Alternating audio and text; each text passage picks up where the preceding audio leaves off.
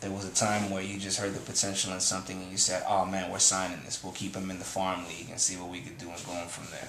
That's not happening anymore. Today the internet is the farm league.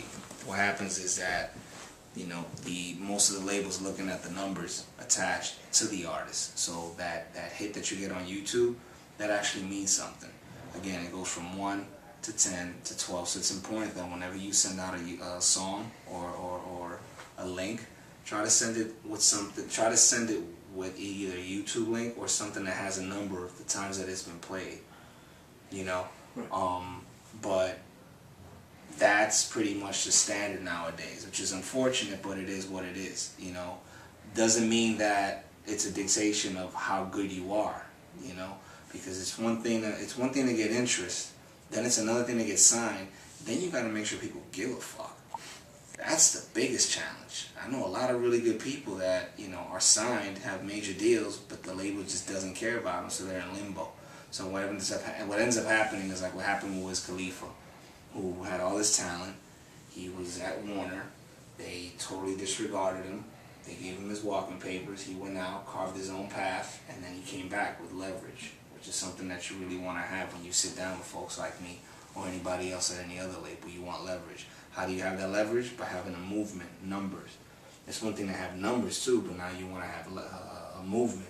You want to be able to say, this is my audience, this is my fans. So for you to do these shows the way you're doing it, that's great. You have to keep doing that. And the fact that you won that showcase says a lot, because that means you must be a really good performer. You know, because that's basically what it comes down to on that stage. It's performing. It's not how hot the song is.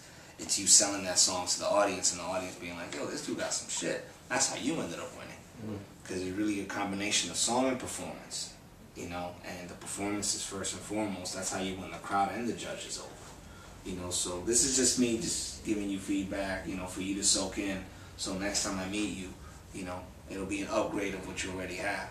I'm very, very impressed with your hook writing ability, which is why I asked how many voices you stack on there. You know, it's like, and for you to do it, it's no easy task. You have to keep that same tone going in order for it to have that really fluid cohesiveness in the chorus. It takes a couple tries. It takes a couple, right, but then you also have a modest singing voice, enough for you to be able to pull off and differentiate the hook from the from the verse.